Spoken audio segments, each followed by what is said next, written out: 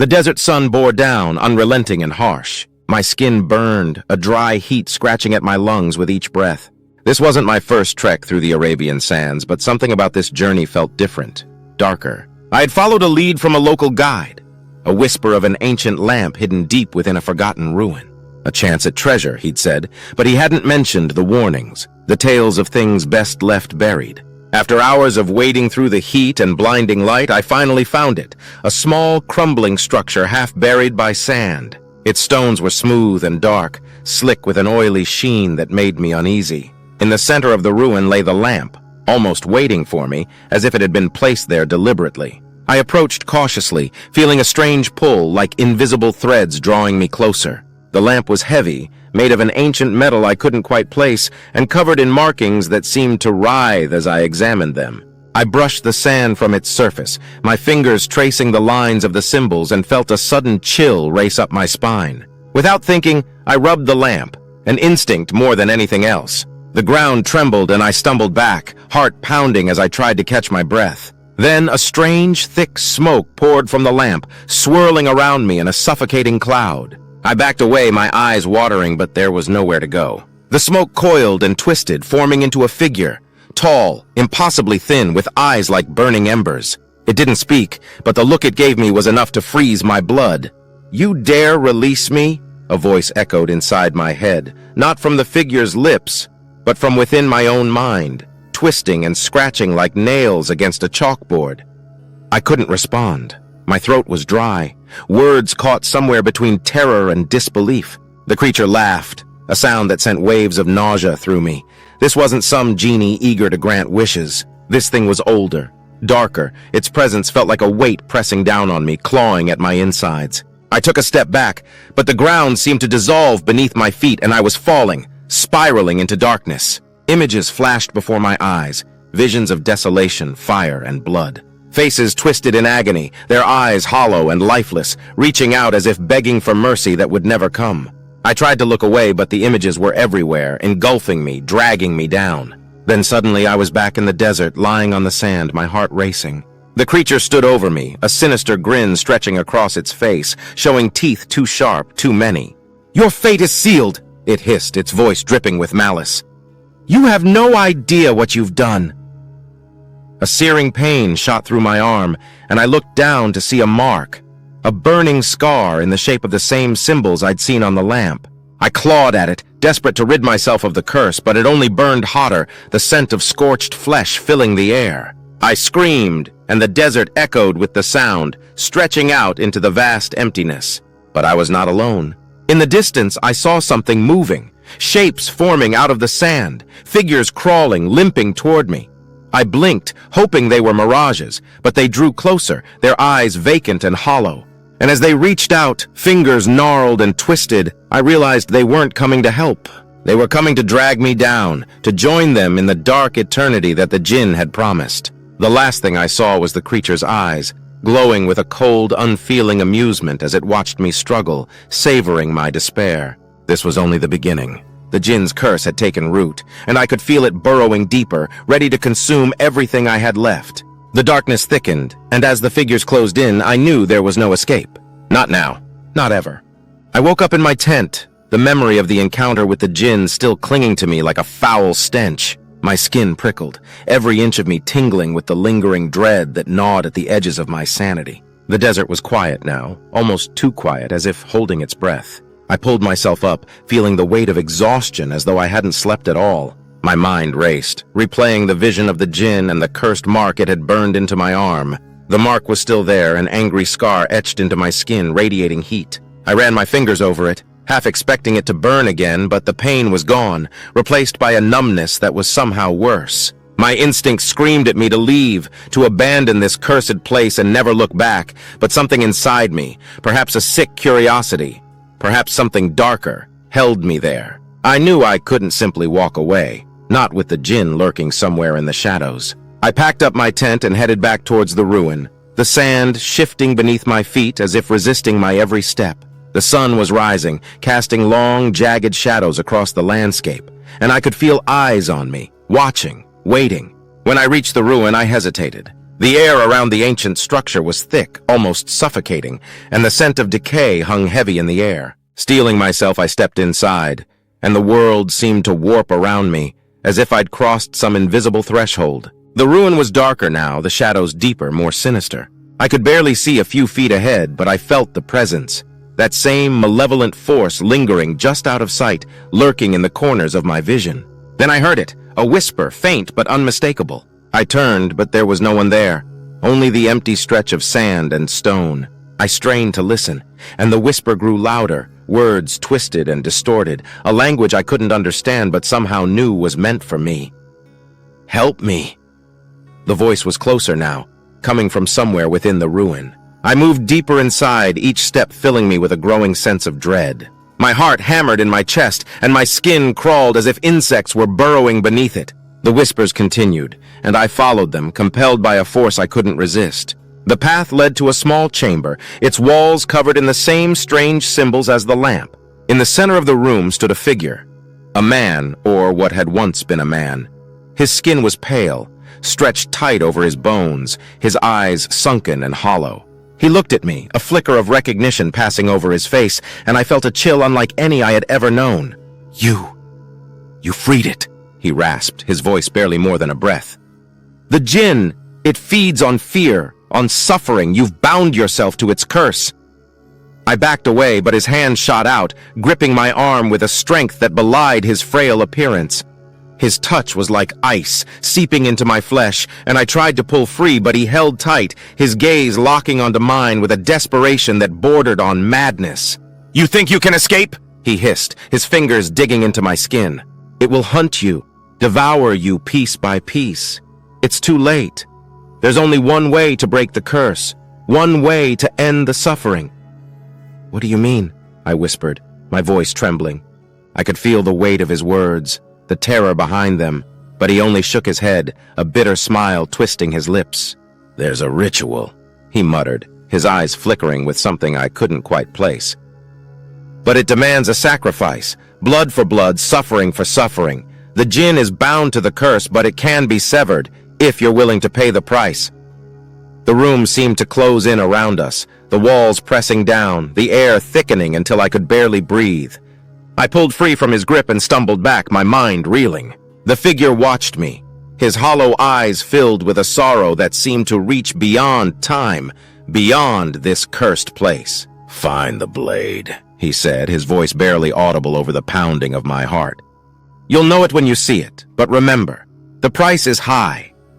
Before I could respond, he was gone, dissolving into the shadows, leaving me alone with the weight of his words and the terrible knowledge of what lay ahead. I turned to leave, but as I stepped into the corridor, I felt something brush against my leg, a cold, clammy touch that sent a jolt of fear racing through me. I looked down, and my blood turned to ice. A hand, pale and skeletal, was clawing its way out of the sand, fingers stretching towards me, grasping, desperate. I stumbled back, but another hand appeared, then another and another, until the ground was alive with them, reaching, grasping, pulling. I ran, heart pounding, the echoes of the whispers following me, their voices mingling into a cacophony of despair. The ruin seemed to twist around me, the walls closing in, the shadows stretching, reaching. I could feel them at my back, the cold, dead hands reaching for me, their touch like ice, their grip like death. And then I was outside, gasping for air, the sun burning down, the desert stretching out before me. But I knew it wasn't over. The curse had taken hold, and the Djinn was out there, waiting, watching. And the worst part was, I knew it wouldn't be satisfied until it had claimed everything I held dear. As I stood there, the sand shifting beneath me, I felt a strange calm settle over me. I had unleashed something dark and terrible, something that could not be contained. And now it was my turn to pay the price. The desert seemed endless, stretching out in every direction like a vast, unbroken wasteland. I knew I couldn't stay in one place, not with the Djinn lurking. But every step I took felt heavier, as if something unseen was pulling me back, dragging me closer to the ruin and its horrors. The words of that ghostly figure echoed in my mind. Blood for blood, suffering for suffering. Asterisk. I had no idea what that meant, but I knew the Djinn wouldn't stop until I found out. As I trudged through the sand, I noticed the sun was beginning to dip below the horizon, casting long shadows that twisted and stretched across the dunes. With each passing moment, the air grew colder, and a deep, foreboding silence settled around me. I stopped to catch my breath, and that's when I heard it. A faint rhythmic chanting carried on the wind, a language older than time, seeping into my bones and making my skin crawl. I turned in the direction of the sound, my instincts screaming at me to run the other way, but something pulled me forward, compelling me to follow. The chanting grew louder, more urgent, and I stumbled over a rise in the sand to find myself staring at another ruin, half buried and shrouded in shadow. It looked ancient, older even than the first, with strange, twisted columns that seemed to writhe as I approached. I took a step closer, and that's when I saw them. Figures robed in black, their faces obscured, moving in a slow, deliberate circle around a stone altar at the center of the ruin. They didn't seem to notice me, their attention focused on something laid out on the altar, something that glinted in the dying light. I crept closer, trying to get a better look, and that's when I saw it. A blade, long and wicked, its surface etched with the same symbols as the lamp and the scar on my arm. The chanting stopped suddenly, and the robed figures turned as one to face me, their eyes hidden behind dark hoods, their expressions unreadable. I froze, feeling the weight of their gaze pressing down on me like a physical force, and for a moment, I couldn't breathe. One of them stepped forward, pulling back his hood to reveal a face that looked disturbingly familiar. Too familiar. It was my face, twisted and contorted, staring back at me with a mocking smile.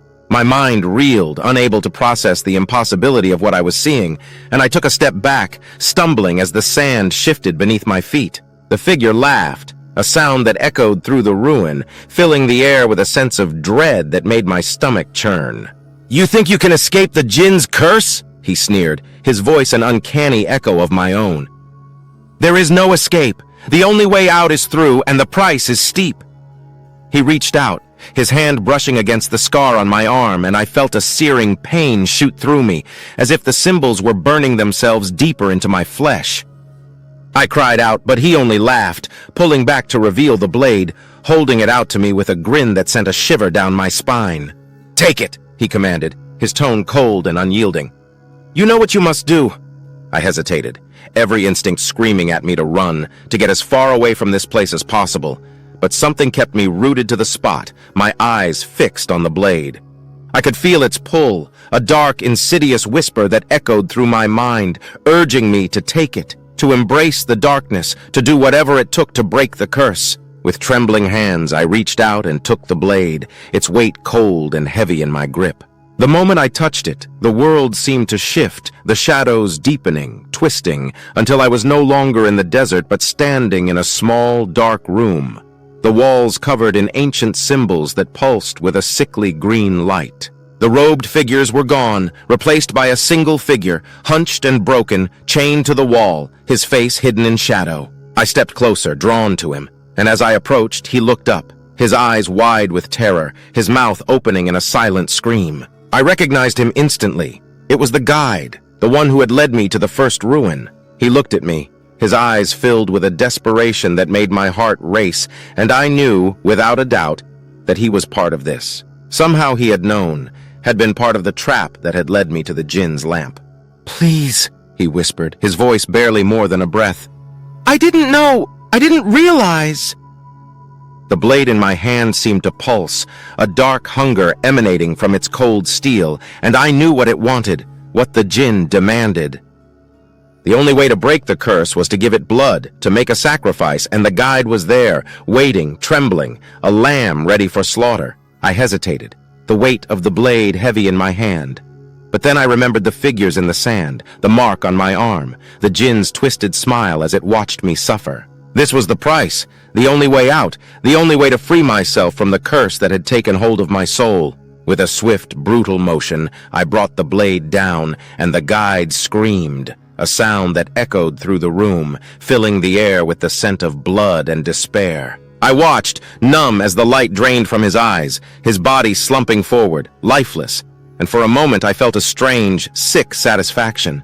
The curse was broken. I was free, but as I turned to leave, I felt a cold hand on my shoulder, and a voice whispered in my ear, low and mocking, Did you really think it would be that easy?" I spun around, but there was no one there, only the shadows stretching and twisting, closing in around me, their laughter filling the room, echoing through the darkness, a reminder that the Djinn was never truly gone, that the curse was never truly broken.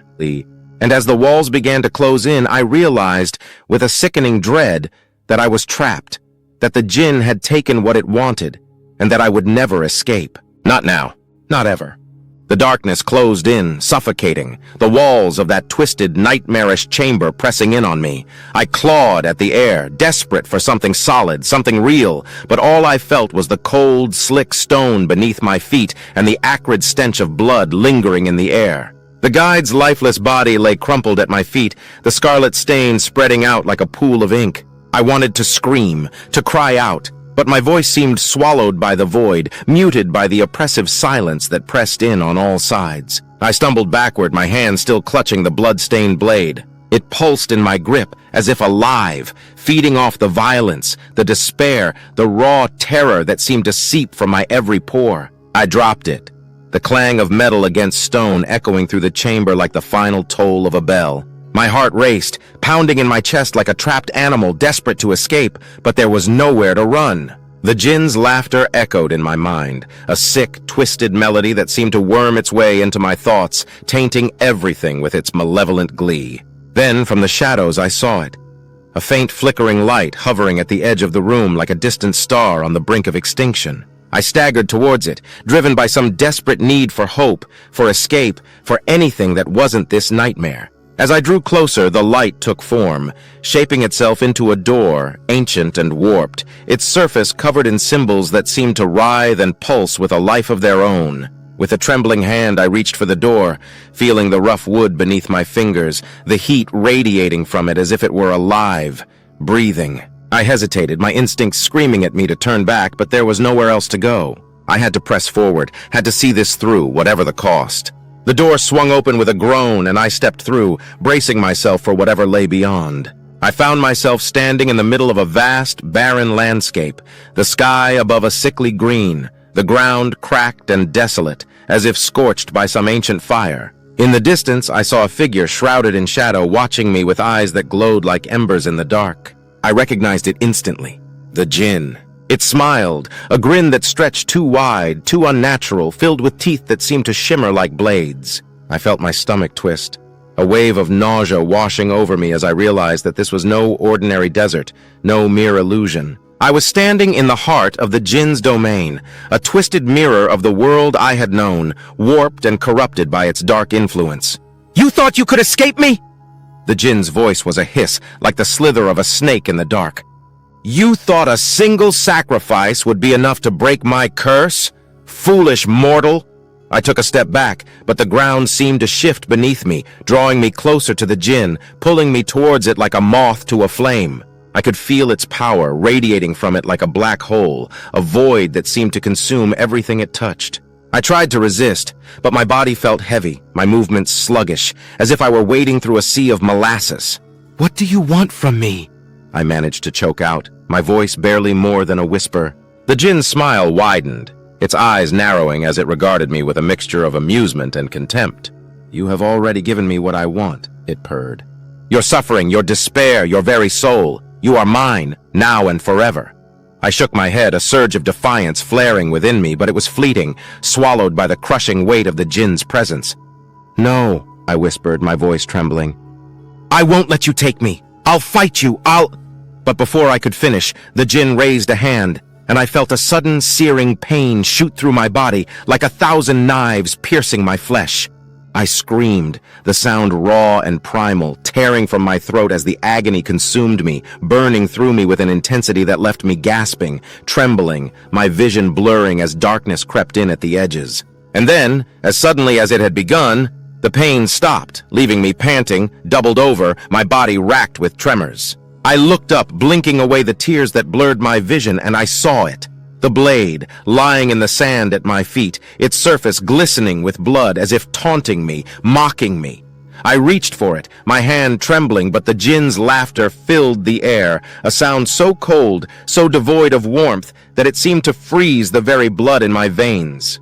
You think you can use that against me? It sneered, its voice filled with scorn. You are nothing but a pawn, a puppet dancing on my strings. There is no escape. Not for you, not for anyone. The ground beneath me began to tremble, and I felt a surge of panic as I realized that the sands were shifting, swirling, drawing me down, as if the very earth itself were conspiring to drag me into the abyss.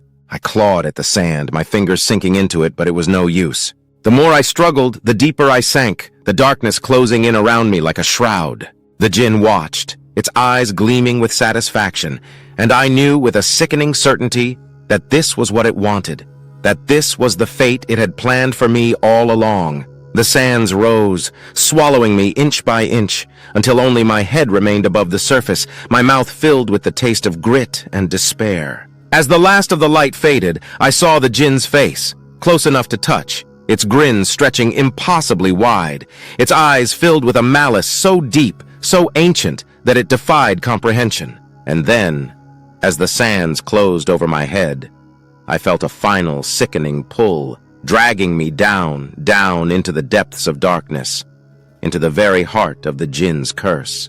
The world went black, and I knew, with a terrifying certainty, that I was lost, trapped in the Djinn's domain, a prisoner of its twisted will, condemned to an eternity of suffering, of darkness, of terror beyond imagining. And somewhere in the darkness I heard its laughter echoing through the void, a chilling reminder that I was nothing more than a pawn in its endless game, a victim of its insatiable hunger for despair. The Djinn had won, and I was its prize, forever bound to the shadows, forever lost in the depths of its curse. The darkness was absolute. For what felt like an eternity, I drifted in that void, weightless and lost, the Djinn's laughter echoing through the emptiness. I had resigned myself to this fate, to an eternity of suffering and madness. But then, as suddenly as it had begun, the darkness shattered, and I found myself lying on my back, staring up at a pale gray sky. I sat up slowly, disoriented, the taste of sand still on my tongue. I was no longer in the Djinn's domain, but back in the desert, back in the ruins. The sand was cold beneath me, and a biting wind cut through the air, stinging my skin. I glanced down at my hands, expecting to see the cursed mark, but it was gone. No scar, no blood, no sign of the horror I had just endured. I stood shaky and weak, my mind reeling as I tried to make sense of what had just happened. Had it all been a hallucination? A nightmare? But it felt too real, too vivid. The fear still raw and fresh in my mind. I took a deep breath, trying to steady myself, but the air felt thick, heavy, as if tainted by some unseen force. Then I heard it. A voice, faint and distant, calling my name. I turned, scanning the horizon, but there was nothing, only the vast expanse of desert stretching out before me. I took a step forward, and the voice grew louder, more insistent, echoing through the air like a haunting melody. Without thinking, I followed it, my feet moving of their own accord, carrying me towards the source of that eerie, familiar call. The sand shifted beneath me, but I pressed on, driven by a sense of urgency I couldn't explain, as if some unseen force were guiding me, drawing me closer. After what felt like hours, I found myself standing before a small, weathered shrine, half buried in the sand. It looked ancient, its surface covered in faded carvings that seemed to pulse with a strange inner light. And there at the center of the shrine stood a mirror, tall and narrow, its surface cracked and worn. I approached it slowly, my reflection growing clearer as I drew closer. But as I reached out, something caught my eye. A figure standing behind me in the reflection, watching me with hollow, empty eyes. I spun around, but there was no one there, only the desolate landscape, silent and empty. Heart pounding, I turned back to the mirror and my blood ran cold. The reflection had changed. It was no longer me staring back, but the Djinn, its eyes gleaming with a twisted satisfaction, a dark amusement that sent a chill through my soul. "Did you really think you could escape?" It sneered, its voice dripping with malice. I stumbled back, but the reflection followed, its eyes locking onto mine, holding me captive in its gaze. And then, with a sickening realization, I understood. I wasn't looking at the Djinn. Was the Djinn. The face staring back at me was my own, twisted and contorted, its features warped and inhuman, the eyes hollow and cold. I tried to scream, but no sound came out. I reached up to touch my face, but my hands felt wrong. The skin rough and scaly, the fingers too long, too sharp. I looked down, and my entire body had changed. my form twisted and monstrous, my flesh a sickly shade of gray, my fingers ending in claws that glistened with an unnatural light. And then it hit me, a flood of memories, of lives consumed, of souls devoured, of centuries of torment and suffering. I was the Djinn. I had been all along. This was my curse, my punishment, my eternal prison. The treasure hunter, the guide, the sacrifices, they were all part of the illusion, the endless cycle that kept me trapped in this form, bound to the shadows, feeding off the fear and despair of those who dared to seek me out. But the worst part, the part that made my soul writhe with horror, was that I had done it willingly. I had chosen this centuries ago, when I had first stumbled upon the cursed lamp, seduced by the promise of power, of immortality. I had made a deal with the Djinn, and in doing so, I had become it. My soul forever entwined with its darkness, my fate sealed for all eternity. I fell to my knees, the weight of the realization crushing me, and I understood with a sickening clarity that there was no escape.